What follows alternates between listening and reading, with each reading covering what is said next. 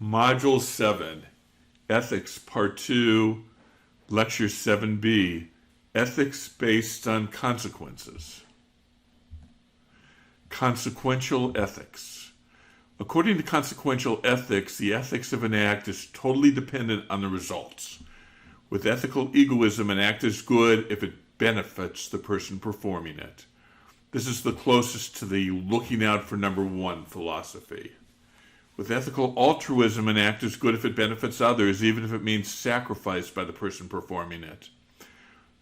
The most important consequential ethical system is utilitarianism. This measures goodness, or more accurately, pleasure and pain for everyone. An act is good if it maximizes pleasure and minimizes pain. Ethical egoism. Ethics comes from power. Ethics are judged by their consequences. Basic to consequential ethics is a question of whether a particular act leads to pleasure or pain. Ethical egoism is concerned with whether a particular act leads to pleasure for the person performing the act. It is concerned with the pleasure of the self, even if it may cause pain to others. We will study three different thinkers from three different times who taught ethical egoism: Niccolò Machiavelli, Friedrich Nietzsche, and Ayn Rand. And by the way, ethical egoism is different from psychological egoism, which we talked about earlier. Psychological egoism is part of nature, the tendency of people to be selfish. Ethical egoism says that one ought to act in a way that benefits oneself. Niccolò Machiavelli. Niccolò Machiavelli, 1469 to 1527, wrote The Prince, published in 1532 but circulated much earlier, one of the most influential books in Western history. It was a political treatise teaching political leaders how to acquire and hold on to power. It advocated behavior by political leaders that was often far from what we would consider ethical. In our modern language, we still use the term Machiavellian to refer to people who commit seemingly immoral acts to hold on to power. However, from Machiavelli's point of view, such acts of power are essential if a political ruler wants to rule effectively. His essential idea is that a political leader can do whatever is necessary to stay in power. To Machiavelli, the ends always justify the means. He did not advocate cruelty because he believed that in the end, cruelty would cause the people to resent a leader and therefore would threaten his power, but he did advocate treating people harshly and, when necessary, practicing deceit. Machiavelli famously wrote that it is better to be feared than loved. Friedrich Nietzsche. Friedrich Nietzsche, 1844 to 1900. We return now to Nietzsche, who we discussed previously in this course. He famously said, God is dead. Western ethics are slave ethics, invented by the weak to control the strong. We spoke about this in Philosophy of Religion regarding the masters of suspicion. He was an existentialist who taught that since there is no God and no external morality, one should strive to become an Übermensch, or Superman. Nietzsche longed to return to the ethics of ancient paganism. He compared the sons of Zeus, Dionysus and Apollo. Dionysus was the god of wine who lived a life of passion. Apollo was the god of the sun who became the god of rationality and logic. The mistake of ancient Greece, according to Nietzsche, going all the way back to Socrates, was to turn away from passion to reason and logic. From Dionysus to Apollo, humans need to live lives of passion. One of Nietzsche's most famous teachings is the idea of eternal return, that a person will have to live his or her life over and over again. This also is an idea with pagan roots. Knowing that we will be forced to relive our life, should we not live powerful lives of authenticity and self-creation? It was time to reject the slave morality and return to the ancient master morality, a morality we learned from the ancient pagans.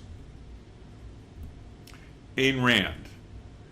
Ayn Rand, 1905 to 1982, philosopher and novelist. Ayn Rand is probably the most articulate, influential spokesperson for ethical egoism. Raised in Russia, she saw collectivism at its worst. Coming to America as a young woman, Rand admired the American emphasis on individualism and self-reliance. Her ideas were reflected in her best-selling novels, The Fountainhead, 1943, and Atlas Shrugged, 1957, as well as the Ayn Rand societies would exist to this day. Rand's fundamental teaching is that individuals ought to behave in their own rational self-interest. The key word there is rational. Any kind of altruism, helping others, weakens not only the other but the person doing the helping. It makes one a slave to the needs of the other.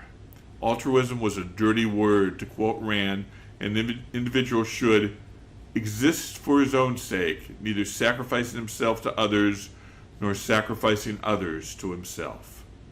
So that is ethical egoism. Ethical altruism. At the opposite extreme from ethical egoism is the idea of ethical altruism. One should sacrifice oneself for the needs of others. One can see extreme examples of ethical altruism, such as Mother Teresa, 1910 to 1997. She won the Nobel Peace Prize, was eventually canonized by the Catholic Church for her self-sacrificing work with the poor and the sick. Some scientists have taught that altruism has biological roots. Numerous animal species, including insects, birds, and some monkeys, show self-sacrifice for the sake of others. One bird will deliberately try to attract a predator, putting its life in danger to allow other birds to escape. There is much controversy how such sacrifice gives an evolutionary advantage. Some have said that such self-sacrifice, although bad for the individual bird, gives an advantage to the species as a whole. In 1958, philosopher J.O. Urmson, 1915 to 2012, introduced the idea of supererogation to moral theory. Supererogation is acting in a way that goes beyond the call of duty, often involving self-sacrifice. Such actions have been part of Catholic moral theory, but was not discussed by secular ethicists. In a seminal essay, Saints and Heroes, published in 1958, he taught that ethics often speaks of three kinds of action: obligatory, permitted, and forbidden. Keeping a promise is obligatory, giving money to a homeless person is permitted, and injuring an innocent person is forbidden. But what about the person who runs into a burning building to rescue someone? It's not obligatory to put one's life in danger, but such supererogation is praiseworthy, deserves ethical consideration. Utilitarianism. To introduce the most important consequential ethical theory, let us turn to a famous thought experiment. British philosopher Philippa Foot, 1920 to 2010, pictured on the right, imagined a runaway trolley on a path to kill 5 people on the track. You can save those 5 by pulling a switch, sending the trolley down a different track. However, one person is on that track. By pulling the switch, you save 5 innocent lives, but kill 1 innocent person. Do you do it? Part 1 of her question. Do you pull the switch, and why? Part 2. What if instead of pulling a switch, you could stop the trolley by pushing a very heavy man onto the track, killing him, but saving the 5? Part 3. Is there a difference between the two cases? How you answer the question will point to whether you are a utilitarian or a deontologist. A utilitarian, in general, will save 5 by killing 1, maximizing pleasure and minimizing pain. We'll get to deontology in the next lecture. Ethics comes from science. Like scientists, we can measure the ethical utility of an action. An action is ethical if it maximizes pleasure and minimizes pain.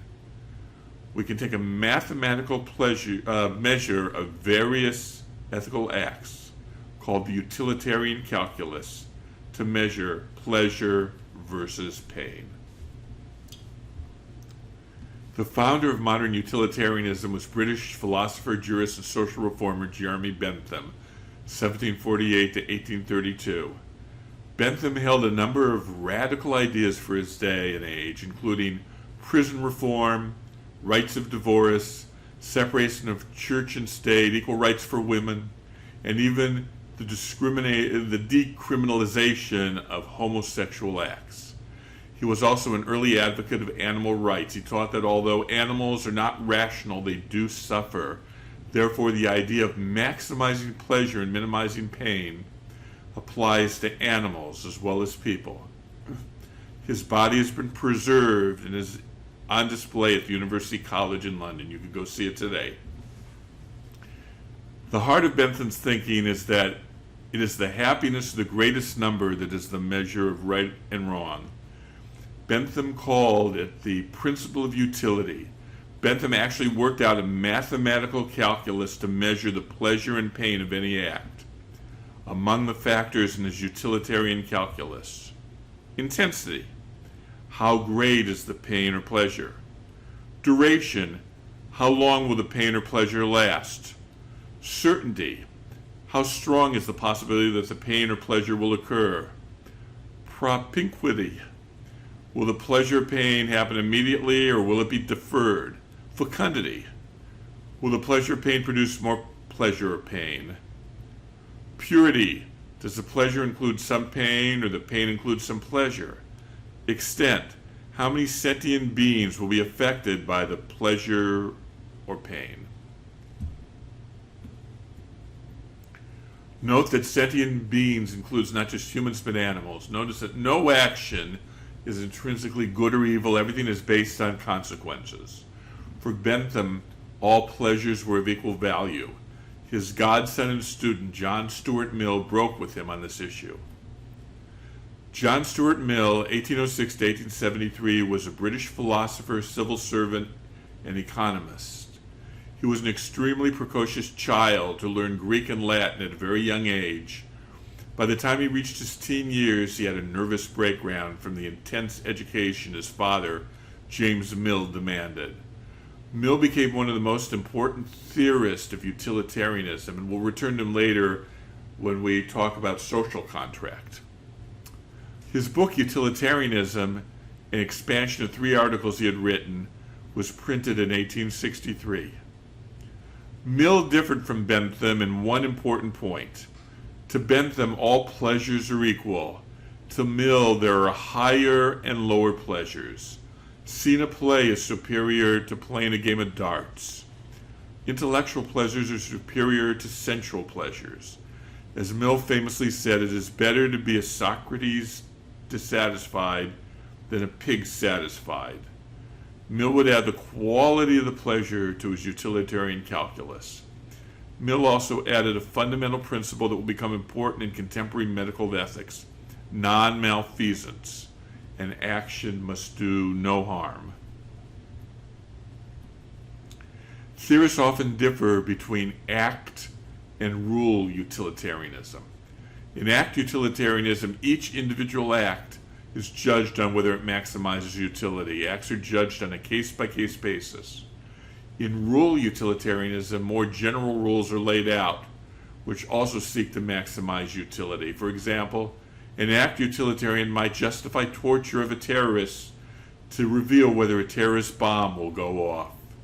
A rule utilitarian might say that torture is never justified, for torture in general causes more pain than pleasure. The use of torture is one of the most controversial, which tries to apply utilitarian principles. The problem with all consequential ethical systems is that nothing is intrinsically right or wrong. Everything depends on consequences. Even murder might be justified if it leads to desired consequences. This problem will lead us to the alternative of deontology, the ethics of duty, and we'll explore that in the next video.